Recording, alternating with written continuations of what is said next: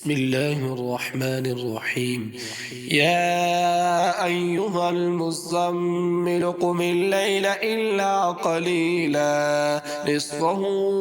أو انقص منه قليلا أو زد عليه ورتل القرآن ترتيلا إنا سنلقي عليك قولا ثقيلا إن ناشئة الليل هي أشد وطئا وأقوم قيلا إن لك في النهار سبحا طويلا واذكر اسم ربك وتبتل إليه تبتيلا رب المشرق والمغرب لا إله إلا هو فاتخذه وكيلا واصبر على ما يقولون واهجرهم هجرا جميلا وذرني والمكذبين أولي النعمة ومهلهم قليلا إن لدينا أنكالا وجهيما وطعاما ذا غصة وعذابا أليما يوم ترجف الأرض والجبال وكانت الجبال كثيبا مهيلا إلا أرسلنا إليكم رسولا شاهدا عليكم كما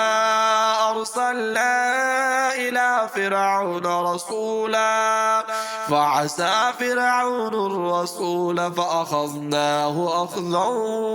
وبيلا فكيف تتقون إن كفرتم يوما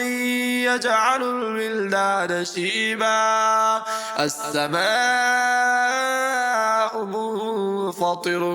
به كان وعده مفعولا إن هذه تذكرة فمن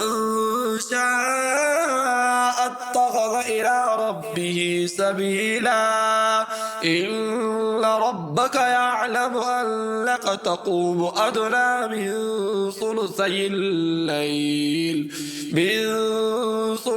الليل ونصفه وثلثه وطائفة من الذين معك والله يقدر الليل والنهار